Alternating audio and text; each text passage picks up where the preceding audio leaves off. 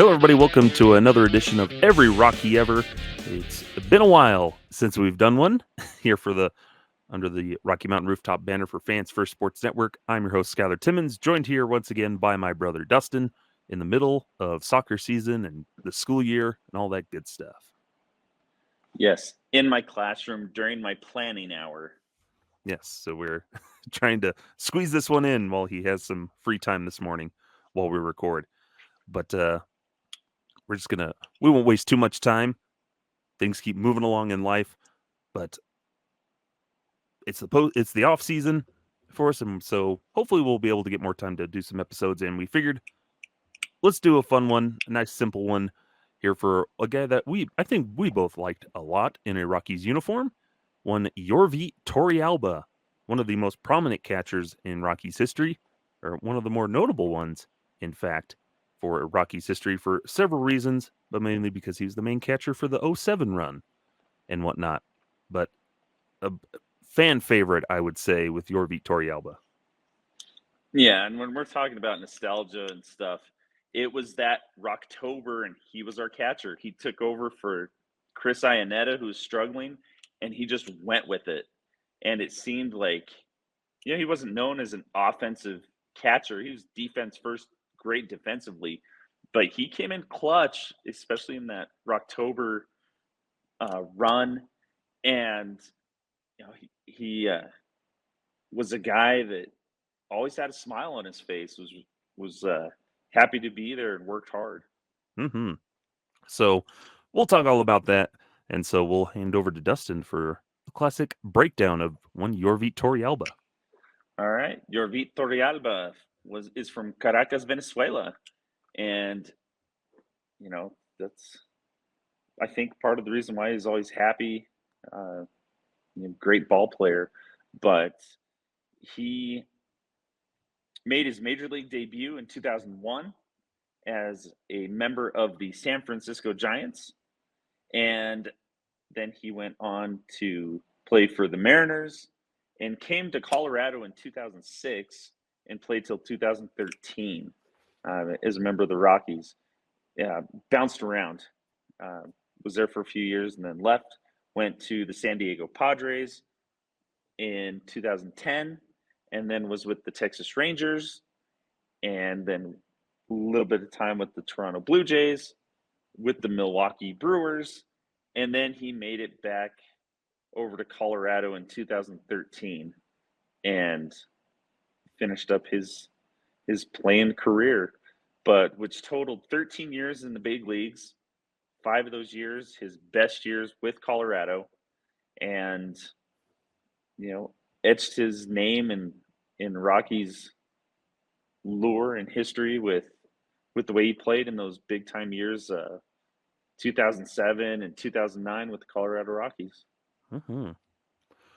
Yeah, one of those. You look at Torrealba's career across the board, just one of those good, solid catching careers where, he didn't have a lot of pop in his career, 56 homers, but could get on base, had a good batting average, and then was known for being a really good catcher behind the dish. The way he called the game, throwing out base runners, all that stuff. Pretty solid career. And then, like you said, the bulk of that coming in those 4 years in Colorado from 06 to 2009, and then finishing out his career with the Rockies. Nice little solid career in Colorado. 5 years, 373 games, 256 average, 379 slugging, 313 on base, 23 homers, 168 RBIs. Not too shabby of a little career for a catcher, more or less. Well, what was crazy is looking at his stats with the Rockies, because the only year that he really played a lot was in 2007, where he had 113 games. All the rest of those years with the Rockies, he was 65, 70, 64, and then back in his last year, 61. So he wasn't that number one starter except for in 2007. And he wasn't. He was the backup guy. He was the veteran that had some experience, And once Chris Ianneta was struggling so much, they threw him in that starter role, and things clicked. But then again, he was back to, being backup or splitting the platoon catcher that he was. Hmm. Yeah, I think that's the thing because, like you mentioned before, 2007, we think of him in that aspect because he took over as that starter that year because Iannetta struggled so much as the youngster. Yeah, but then it seemed like Iannetta was always plan A for the Rockies after that, but Torrealba just kept creeping in. Like, yeah, we kind of like Jacob Stallings and Elias Diaz here in 2024, where Stallings, yeah, you're just going to be that backup catcher, and then just kind of sees a little bit more playing time and does a lot when he's on the field, which is that's what you need out of a backup catcher. To the point where you don't remember him as a backup catcher, you just remember, oh, dang, he didn't play as much as I thought he did. Yeah, and that's because he did have some injury stuff come up every now and then. I remember the shoulder injury when the Rockies traded him after the 2005 season. They got him from Seattle, and like nobody even knows who he got traded for. Marcus Carvajal, he didn't do anything, and you know he was gonna he was gonna be their starting catcher before that for that 2006 season, but he injured his shoulder from overtraining, you know. And so Danny Ardoin was the starting catcher. That's a fun fact that I Hmm. don't know how many people know. But then in 2007, once Iannetta was, and he goes in, and he that year, yeah, was did he have the best defense? Like, was he throwing runners out all the time? No, but everything gelled together, and he had big hit after big hit after big hit during the late run. The Rocktober run, and you know, in the playoff game, the one game playoff against the Padres, he hits a home run off of Jake Peavy. In Game 3 of the NLCS, he hits a 3-run homer off of Livan Hernandez. They would make it to the World Series, and he was one of those guys that every time is like, he clutched up, Hmm. and we saw that with his stats of how many RBI he had in the catching spot, and that was usually probably what around the 8 hole, not 7 hole, Yeah. is what Torrealba usually was. So he's putting in place in his time, with as a catcher, a 997 fielding average, Hmm. pretty good. And overall his career, 32% caught running, you know, pretty impressive. Yeah, and he stepped up when they needed him to. I think is the important thing, that a key piece or everything just fell into place for that Rocktober, and Torrealba was the guy they needed because he had been to the postseason, back with the Giants. He didn't play in the World Series or anything, but he had had that experience on some playoff caliber teams, and it's that thing throughout his career where he finally got his shot. I think because the Giants, they didn't want to test him as a full-time player. So then he gets sent to the Mariners, but they're rebuilding. And so eventually they're like, we'll move him. So they send him to the Rockies. And then this was the interesting thing I didn't know about, that he was almost a Met after 2007. No, was set to go to the Mets on a 3-year deal for like 14 million, but physical stuff, or was because of failing in physical and whatnot, that seems to be a running thing for the Mets at times. If you remember the Carlos Correa debacle there, but he decides, well, I'll just go back to the Rockies, and that continues on the thing where, yeah, he's not the starter, but I think he loved being in Colorado so much and knew how much he was appreciated there that he could mentor Chris Ianneta defensively, because Ianneta was a much better hitter. I think that's the given. But I think Torrealba was the better defensive guy that helped Iannetta along the lines. in that aspect. And so there was a lot of value for him, despite him not being the full-time guy. Yeah, and like I said, he just looked like he wanted to be there. Him and his little goatee, like the little like soul patch into the goatee kind of thing. Um, he reminded me a lot of or Elias Diaz reminded me a lot of Yorvit Torrealba.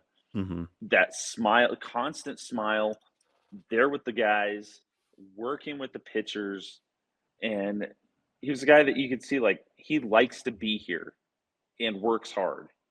Mm-hmm. And that's what I always liked about Yorvit Torrealba. And to me, he looked like a catcher, Mm-hmm. like kind of the square chest, just looked athletic. That no, I could throw him out anywhere. Like he was one that I would look at Yorvit Torrealba and say, shoot, they could throw him out at shortstop if they had to, because he was one of those ball players. Just looks like wherever you need me today, whatever you need me to do, I'm going to do it. I'm going to do it to my best ability. Mm-hmm. Yeah. And that's what you need. Post up when he was healthy, because he was able to post up every single day when they needed him to suit up.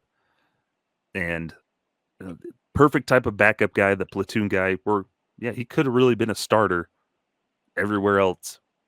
He could have always been a starter, but then always just found him in that platoon role, which, again, that's surprising to me. I don't remember him as just being a backup guy. I don't remember Chris Ianneta coming into prominence until like 2010, after another postseason run in 2009. But Yeah, I guess it was the and other then way around.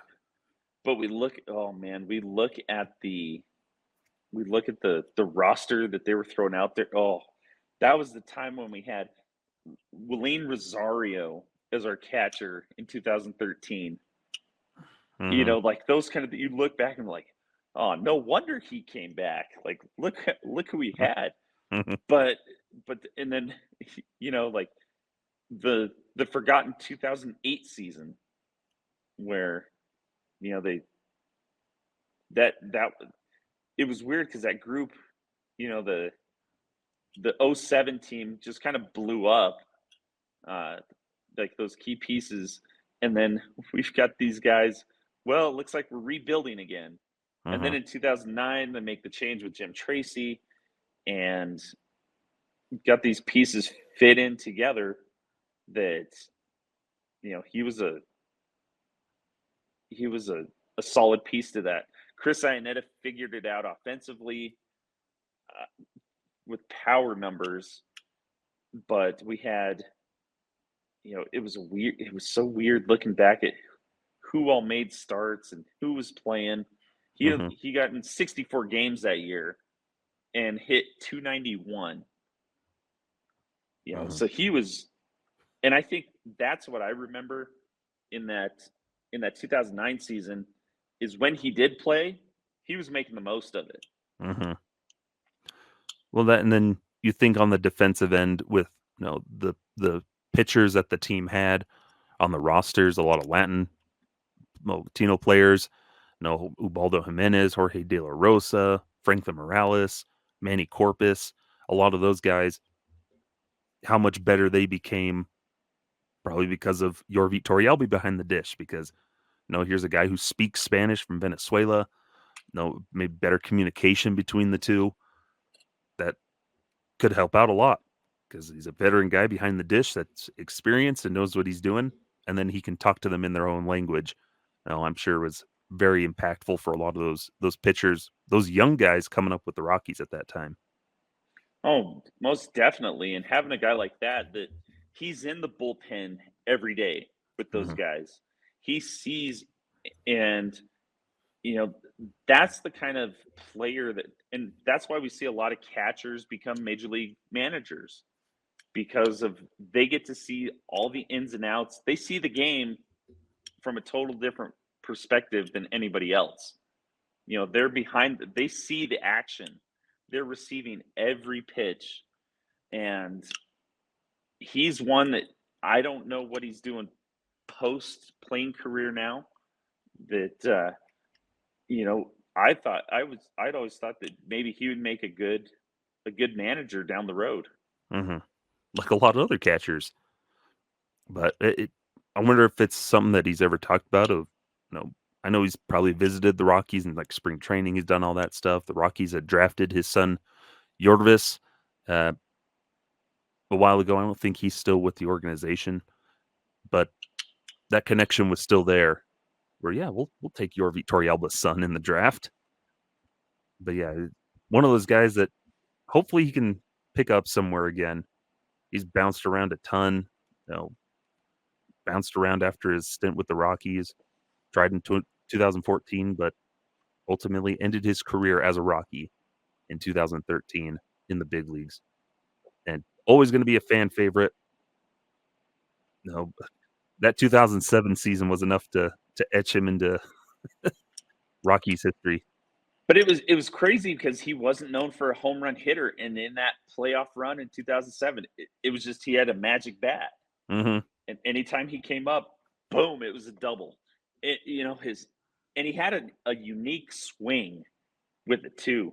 I always thought it was like little kids when they swing the bat with their arms straight out, Hmm. like elbows locked. It seemed like it seemed like that a lot, but man, those clutch home runs in the playoff and the one against Levon Hernandez, he was teammates with him Hmm. in previously. The one off of Jake Peavy, with the Padres and we just that wild card game. Yeah, the play-in game was Hmm. it game 163, and he just clutched up. Yeah, and that's what you need. The unlikeliest of heroes. And Yorvit Torrealba was definitely one that stepped up for the Rockies. And I was just looking up the video of his no, NLCS home run, and it's just like you said, the locked arms swinging through. Kind of reminds me of my nephew swinging the bat, but but yeah, Ugh. you could tell just the joy in that dugout. Like everybody loved Yorvit. Good dude, good dude. Yeah, one of those Rockies legends that'll go down in history. So that's Yorvit Torrealba, Rockies hero. And, speaking of underrated catchers, this was a really brief stint, so we won't have a whole lot to talk about him. But in 2017, the Rockies made a trade at the deadline for what turned out to be one of their better moves during that deadline for just a really helpful piece down that stretch to the postseason when they traded for Jonathan Lucroy. And this was one I was pretty jazzed about when it happened.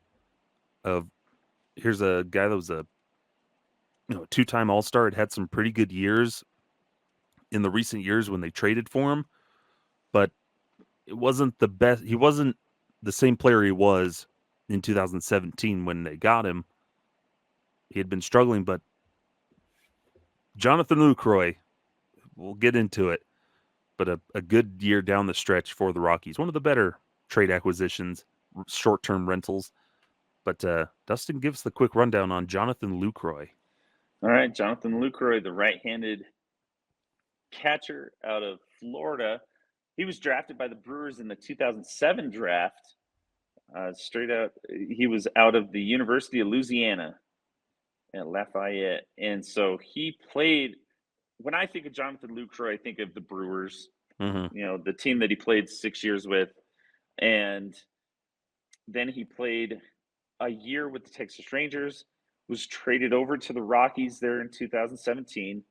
Then he went on to Oakland, to the Angels, to the Cubs, to the Red Sox, to the Nationals, and ended up with the Atlanta Braves in 2001 or 2021. Sorry, and where he just played a couple of games and then he was done. Mm-hmm. But 12 years in the big leagues was a key component there, like you said, in that 2017 draft year when the Rockies sent Pedro Gonzalez, who was a minor leaguer, to the Rangers, and it it worked. Uh, was he the the bopper, the big time all-star that he was in those prime years with Milwaukee? Not so much. But he was part of that excitement. We made moves to get, put pieces into place to get to the postseason. Um, we were hoping so much that he would re-sign with the Rockies, but he Hmm. ultimately went to the Oakland Athletics, and that's when I kind of just like, all right, see you later, Lucroy. Like, good Yeah. luck with whatever you got going on.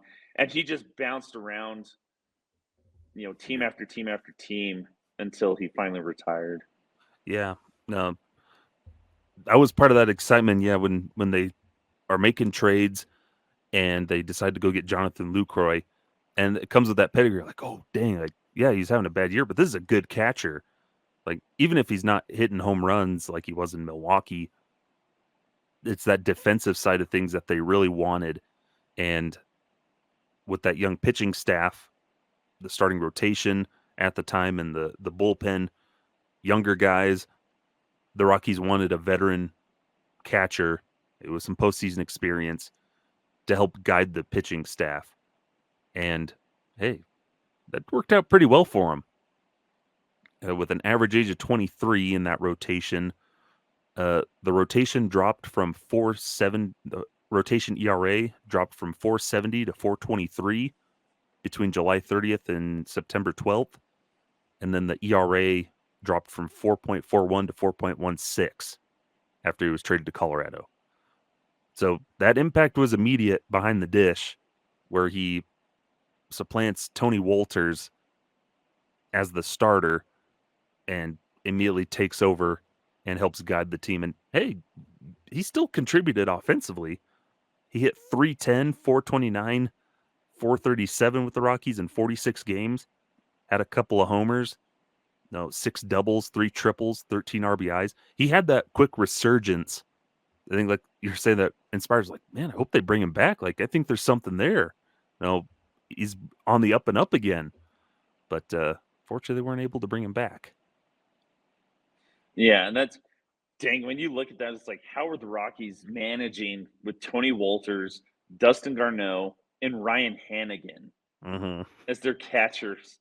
And then so we they bring in Lucroy. It's like, this guy's got a pedigree, and this is it. And we are hoping that it would continue, but it ultimately didn't. I remember is do you remember, is that the time when, like, so they didn't re-sign Lucroy, he leaves, and isn't that when, like, people are kicking the idea of why don't they get JT Realmuto from Miami? Yes, he was around. That was around the time of Real Muto. Oh, And instead, we get Chris Ianneta back. mm, dang it!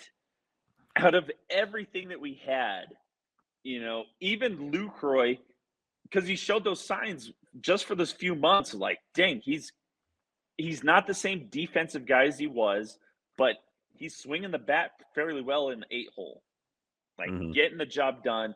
Look at the improvements that he had, like you said, with the pitching staff, and they just couldn't get it done.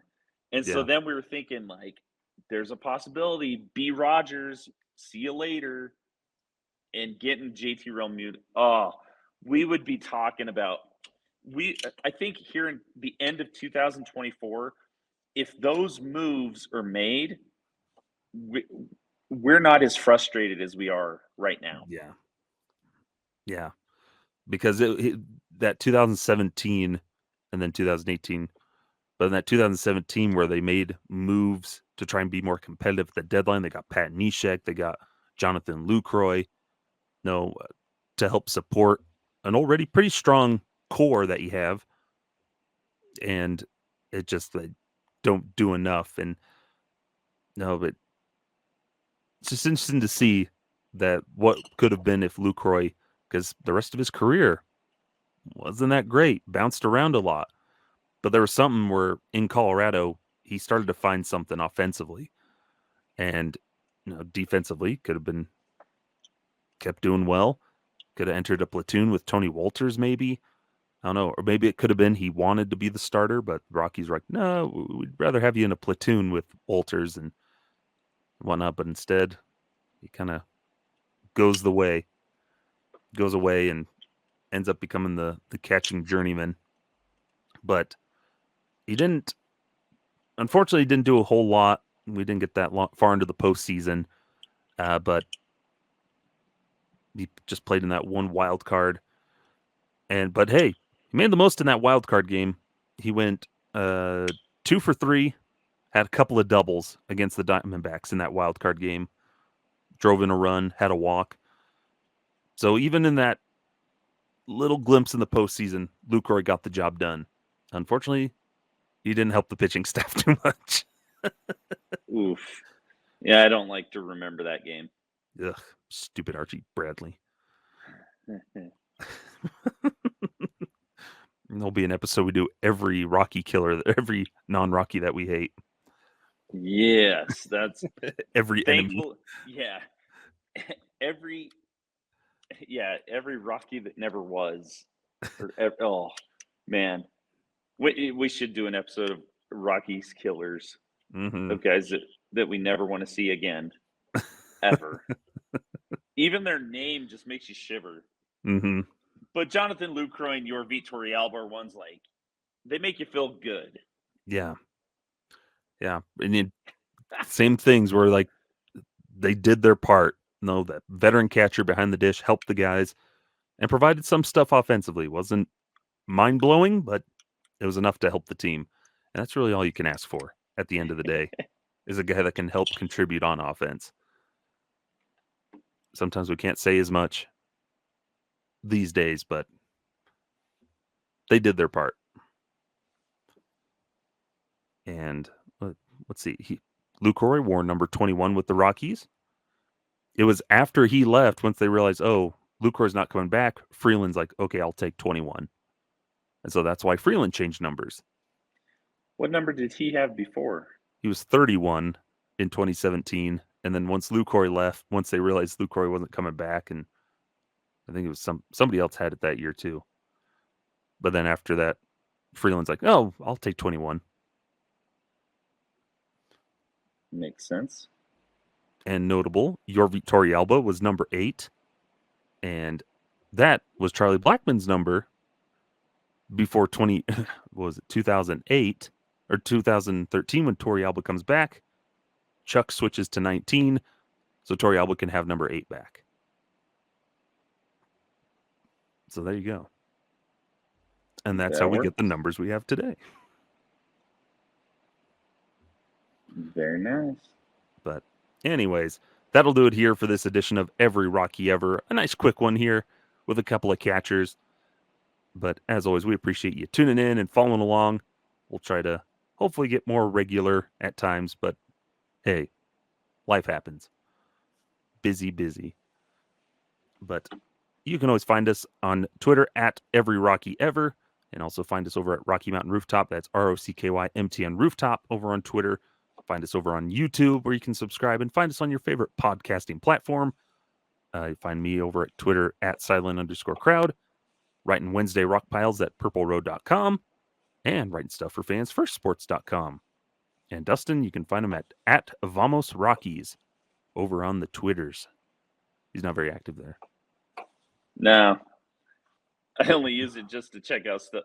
Now that baseball's over with, it's all about the Avalanche. Yes, I'm watching Georgiev give up goal after goal after goal. Oof, brutal.